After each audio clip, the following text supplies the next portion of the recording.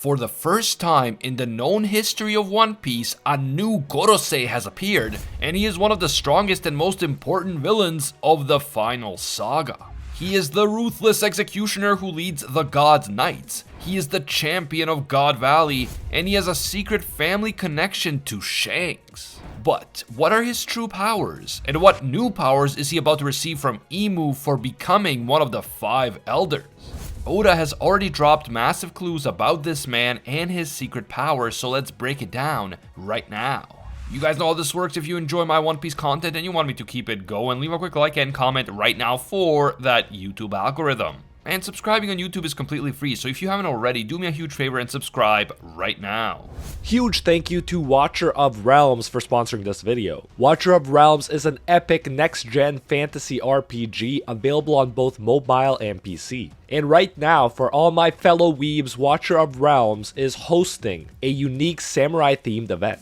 Unsheath your blade, embrace the Bushido spirit, and dive into the way of the samurai. Kikiri is a brand new limited hero, once Sacred Guardian, now turned Undying Avenger. He is powerful and his ultimate can block damage and instantly enhance the EI/counterattack. Moreover, many exciting events with rich rewards will be launched. You can get generous rewards simply by logging in daily. Watcher of Realms has an expansive world and a rich storyline with 200 plus unique heroes that all have an immersive backstory for you to discover. The game has stunning CG, incredible character designs, and top tier audio and visual effects. Best of all, the game has beautiful waifus that every true weeb will appreciate. You'll love the 360-degree real-time combat where you control the battlefield and deploy and recall your heroes at exactly the right time to destroy your enemy. There are also a ton of convenient features that will make the game feel exciting and not like a grinding slog. Test your skills in epic boss battles or engage in all-out warfare by joining a guild and fighting against other guilds for supremacy. Win championships, rewards, and waifus right now. Just click the link in the description and scan the QR code to download Watcher of Realms for free. There's never been a better time to raise your katana and slash into the way of the samurai. Just click the link in the description right now. In one of the most shocking twists in One Piece, one of the 5 elders, J. Garcia Saturn, was brutally killed by Imu for failing to prevent Vegapunk's broadcast near the end of the Egghead Island arc. Saturn died in brutal fashion, seemingly crumbling into bones and dust, as if he had just aged 1,000 years in the span of a few seconds. After that, a new Gorosei was introduced, the man who would take Saturn's place as the warrior god of science and defense. That man is Saint Figarland Garling, the infamous Supreme Commander of the God's Knights Order. The God's Knights are the only people who have the legal authority to judge and even execute other celestial dragons, which means they far outrank the Marines, and in fact the only celestial dragons who are ranked higher than them are the Gorosei themselves, and of course, Imu-sama. Now, this was not the first time we met Garling, as he was initially introduced in chapter 1086 of the manga. Garling was actually heavily involved in the infamous God Valley incident from 38 years ago, where he took part in the native hunting competition, which is just a fancy way of saying that he hunted humans for sport. These humans were made up of the native population of God Valley, as well as slaves and other individuals whom the Celestial Dragons saw as undesirable. In this already cruel and barbaric tournament that puts a point value on each human life that a competitor kills, Garling proved to be especially ruthless. Under the watchful gaze of his adoring fangirls, he killed the King of God Valley before the tournament even officially started. This cost him 10,000 demerit points, but he didn't even care. He was confident that he would still win the tournament. He would ultimately collect 100,000 points and be crowned the champion of God Valley, meaning that he was the most efficient hunter of other humans. When the Zebek and Roger pirates decided to crash the party, Garling summoned his God's Knights and declared that they would deal with the pirates themselves, while the Marines focused on protecting the Celestial Dragons who were there on God Valley. Now, we don't know how exactly the final battle on God Valley unfolded. We only know some of the details. The Rocks pirates were ultimately defeated because Roger and Garp decided to team up against them for some reason, but not before 2 of the devil fruits that were going to be given out as prizes during the God Valley tournament were stolen from the Celestial Dragons. One of them, the Nikyu Nikyu no Mi, was stolen and consumed by Kuma. The other, the Uo Uo no Mi model Seiryu, was initially stolen by Ivankov, but was then stolen from him by Big Mom. She eventually gave it to Kaido in order to save his life, which led to him owing her a debt. Kuma was able to use his new powers to rescue 500 slaves from God Valley, including himself, Ginny, and Ivankov. As I said earlier, the Rocks Pirates were defeated by the unholy alliance of the Marines led by Garp and the Roger Pirates. Rocks himself was apparently killed, and the Rocks Pirates disbanded. But we're not exactly sure what Garling and the God's Knights ended up doing during the final fight. We just know that after the God Valley incident, Garp was dubbed the hero of the Marines and Garling was dubbed the champion of God Valley. Presumably, Garling conducted himself bravely during the battle, and so he was still honored with the title of champion even though the tournament itself was disrupted by pirates. After the incident, the world government tried to erase the entire island of God Valley from history, as well as the truth about the Rocks Pirates and the role that the Roger Pirates played in defeating them. The entire island seemed to have somehow vanished off the face of the earth, and more than 3 decades later, only the most senior Marines are even aware that the God Valley incident occurred. But there is one other extremely important event that also occurred on God Valley, an event that changed the course of One Piece forever. At some point, the Roger Pirates found a treasure chest on the island, but when they opened it, instead of treasure, they found a 1-year-old baby inside the chest. That baby was none other than Shanks himself. And on that day, he was taken in by the Roger Pirates.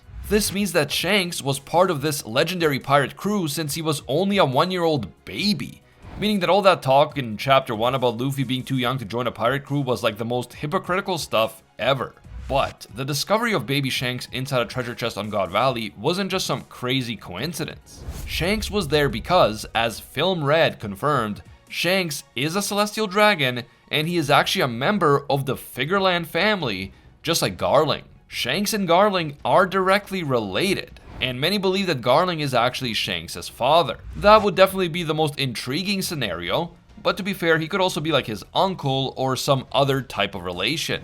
The next time we see Garling is 38 years later, when he is passing judgment on Don Quixote Miosgard, who had been charged with the crime of helping pirates who were accused of trying to kill Saint Charlos. Miosgard was ultimately found guilty and executed by Garling, the head of the God's Knights. After that, Garling appears again when he replaces the deceased Saturn as the new warrior god of science and defense. As the shocked Gorosei look on, Garling enters the room of authority and announces that York would now be working under his supervision. He also tells the other Gorosei to get ready for an influx of chaos and uncertainty. And whatever you think of him, Garling is absolutely right, because after the broadcast of Vegapunk's speech throughout the world, many will react and many will fight back against the world government. In my recent video about Dragon and the Revolutionaries, I talked about why the Revolutionary Army is about to make their big move against the world government like right now, because they can't afford to wait any longer.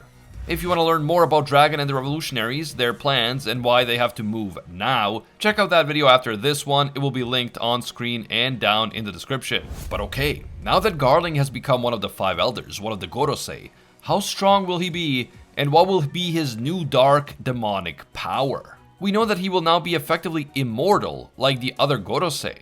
After the point at which he became one of the 5 elders, he will no longer age, and he will also have incredible regeneration powers that will make him virtually invincible in battle. These powers will come directly from Imu, and he will have them for as long as Imu wishes it. If Garling fails to please Imu, then he will likely meet the same end as Saturn. Imu's power and protection will be taken away from him, and he will soon die. 4 of the 5 known Gorosei powers have been based on Japanese yokai, mythical creatures from Japanese folklore who are often evil and or mischievous in nature. The creature that J. Garcia Saturn's powers were based on is called Ushioni, sometimes referred to as Gyuki, a creature with the head of an ox and the body of a spider. St. Marcus Mars's power is based on the Itsumade, a yokai that is described as a reptilian bird that cries out the words Itsumade, Itsumade, over and over again. In Japanese, the word Itsumade roughly translates to until when.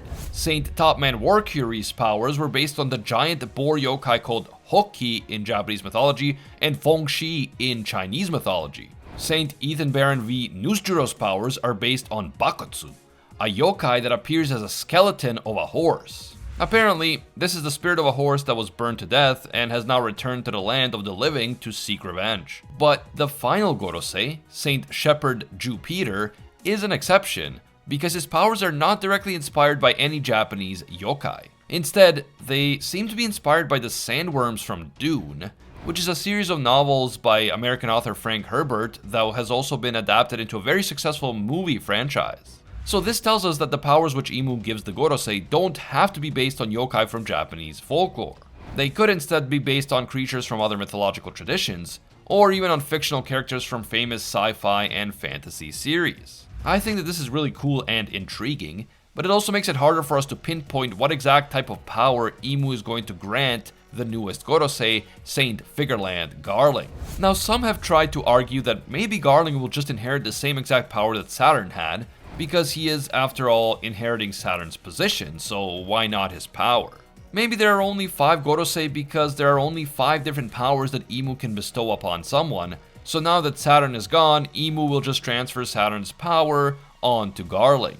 I mean, this isn't impossible or anything, but just knowing Oda and how he works in terms of character design, I am willing to go out on a limb and say that Garling's power is going to be something completely new and completely unique to him specifically. And so I'm like 99% sure that Garling's powers will have their own unique forms that suit the character better. I don't think that he is also going to become a big fat yokai spider with the head of an ox. If I'm wrong on this, then you can always come back to this video and dunk on me for getting it wrong, but I think that Garling's power will be something new and something much cooler than Saturn's power. But okay, what mythical beast will Garling's powers and transformations be based on? In terms of sheer probability, we could say that it might be another yokai since 4 of the 5 known Gorosei have yokai-based powers. He might turn into some sort of cat yokai like Nekomata, or someone else like Kirin, Iju, Tanuki, or Ningyo. But since Jupiter proves that the powers of the Gorosei can be based on something other than Japanese yokai, the possibilities for Garling's new powers are kind of endless. He could end up having the powers of a creature from a completely different mythological tradition. And since we are now finally in Elbaf, I think it would be fitting if Garling's new power was based on a legendary creature from Norse mythology. Of course, the inspiration for Garling's power has to be a vicious creature that will fit his own vicious personality. After all, he is a ruthless executioner who enjoys hunting people for sport. Personally, I would love to see Garling's powers be based on Fenrir, a monstrous wolf who is destined to set the world on fire and kill the god Odin during Ragnarok. I think a wolf form would fit Garling perfectly, since he already has that long hair and beard, and together his hair and beard kind of form a crescent moon. In popular culture, the moon is of course associated with werewolves, who are said to transform during a full moon, so thematically, it would all make sense. In Norse mythology, Fenrir is said to have 2 sons, Hati and Skoll, who are also mythical wolves. Skoll chases the sun in the sky during the day, while his brother Hati chases the moon in the sky during the night. It is prophesied that during Ragnarok, the 2 wolves will finally catch up to the sun and moon and devour them. This idea of Fenrir having 2 powerful sons is very interesting because of the extremely popular theory that Shanks is the son of Garling. And then there's the additional theory that Shanks may actually have a secret brother, maybe even a twin brother, who is yet to be introduced. If Garling is the Fenrir of One Piece, then Shanks and his mysterious brother might represent the Skoll and Hati of One Piece. And if this were the case, it would fit perfectly into all the sun and light versus moon and darkness symbolism in the series, with light and the sun being connected to the sun god Nika and those who follow him, and night and the moon being connected to darker characters in the story like Blackbeard, Imu, and Garling.